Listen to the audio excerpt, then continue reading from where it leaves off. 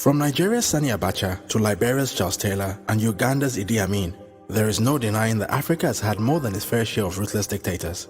Now, while the crazy antics of the likes of Mobutu and Idi Amin are generally quite well known, one man whose story is very rarely spoken of is Jean-bedel Bokassa of the Central African Republic, a man whose obsession with all things European led to one of the most embarrassing demonstrations of the kind of self-defeating mindset that has plagued many within the African elite for the best part of the last century. A former officer in the French army, Jean-bedel Bokassa seized power in 1966 after a successful military overthrow of the Central African Republic's first president, David Dacko.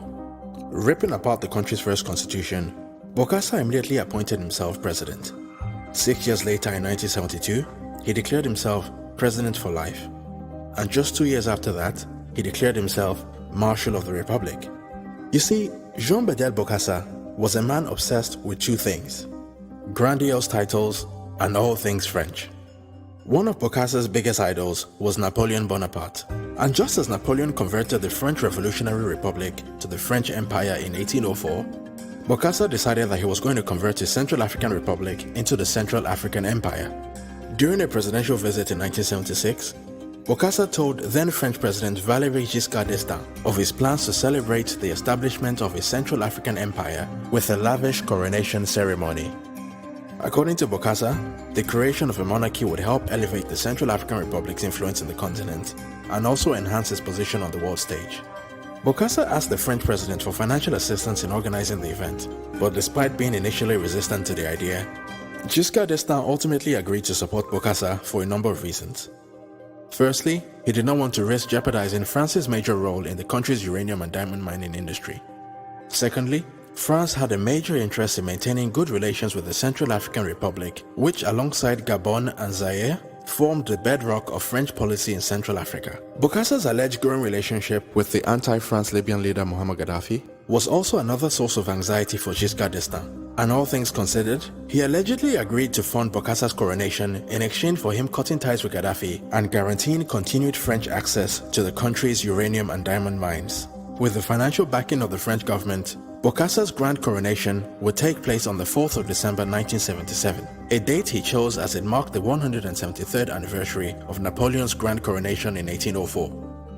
Bokassa's coronation would cost an estimated $30 million, which amounted to just over 1/4 of the government's annual budget, and would ultimately go down as one of the most wasteful and embarrassing events in African history.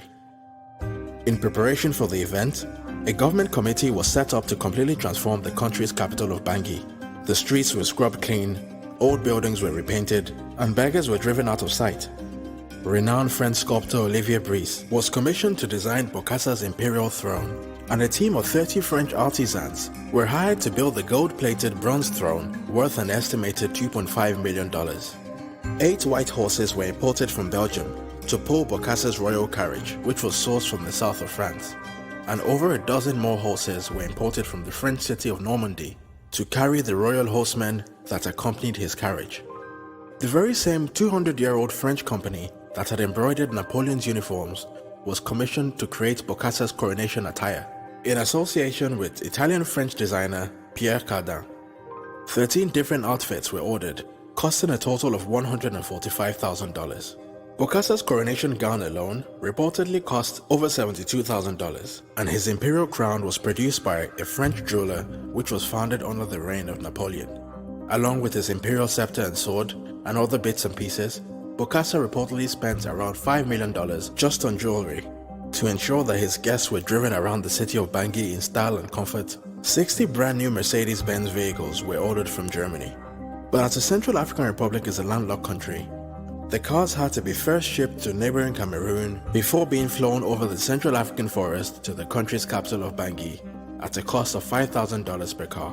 Bokassa wanted the whole world to witness his coronation, and his first invitees were fellow emperors Hirohito of Japan and Iran's Shah Reza Pahlavi. But unfortunately for him, both emperors declined to attend, as did the many other reigning monarchs on the official guest list. Not a single president attended the event, and all other African leaders, with the exception of the Prime Minister of Mauritius, refused to attend the event. Reflecting on the rather disappointing turnout, Bokassa would later be quoted as saying that the other African leaders were simply jealous of him because he had an empire and they didn't. Even the French president Valéry Giscard d'Estaing, to the surprise of many, also refused to attend. Of the 2,500 international dignitaries that were invited, only 600 accepted the invitation. On the day of the event, the procession began with 8 of Bokassa's 29 children leading the parade. They were then followed by Jean-bedel Bokassa II, the heir to the throne, who was dressed in a white admiral's uniform. Catherine d'Engwande, the favorite among Bokassa's 9 wives, then walked up to the throne to be crowned Empress of Central Africa, just before Bokassa himself was invited to walk across the 80-meter red carpet for his official coronation. Despite the tropical heat, Bokassa was dressed in a floor-length velvet gown decorated with 785,000 tiny pearls and 1.2 million crystal beads. Across his brow, he wore a golden laurel just like his hero Napoleon. When it was time for the official coronation, Bokassa removed his golden laurel and placed the emperor's crown on his own head, exactly as his hero Napoleon had done at his coronation back in 1804.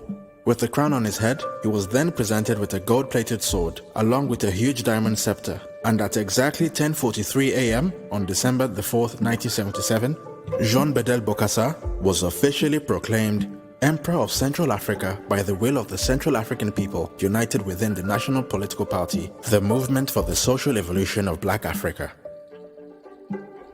By the end of this shameful coronation, Bokassa had spent the equivalent of 1/4 of the empire's annual budget just on his coronation.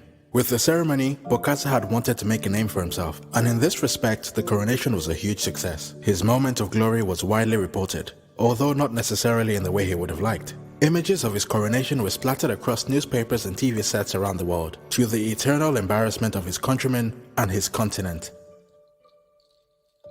But while it's very easy to dismiss the actions of Jean-bedel Bokassa as yet another case of an African dictator with more power than sense, his story is actually a very sad case study on the kind of defeated mindset that has plagued many of Africa's post-colonial leaders. You see, long before his rise to power, Bokassa witnessed firsthand the brutal impact of French empire building. His father, Minogdon Bokassa, was killed for staging a village rebellion against the French colonial authorities, and at the tender age of 6, Jean-bedel Bokassa witnessed his own father's death at the hands of the French colonial authorities. His devastated mother was reported to have committed suicide just 1 week later, leaving behind Jean-bedel Bokassa and his 11 siblings. But rather than turn him against the French authorities, this traumatic experience may have had the opposite effect on Bokassa, as it seemed to ingrain a deep-seated inferiority complex that ultimately manifested itself in a maniacal obsession with French imperialism, which was embodied in his love for Napoleon Bonaparte. From the age of 18, Bokassa would dedicate his life to furthering French interests, as he joined the French Free Forces and fought for the French government on deployments to Indochina and Algeria. Bokassa's efforts in the French army would earn him awards, medals, as well as French nationality. Bokassa would often boast of his achievements in the French army, and on multiple occasions, he was quoted as saying that he was above all things a French soldier and a friend of France. But rather ironically, it was his so-called friend Valéry Giscard d'Estaing, the very same man that had sponsored his coronation, that would bring an end to his 13-year stint as the leader of the Central African Republic. Just 2 years after his grand coronation, Jean-bedel Bokassa was forced out of power, and former President David Dacko was reinstated in a military coup which was allegedly backed by the Giscard d'Estaing administration. Regardless of the deep-seated psychological issues that influence his behavior, it is very hard to defend the actions of Jean-bedel Bokassa. But nevertheless, his story will always serve as an illustration of why the next generation of African leaders must adopt a new and authentic mindset.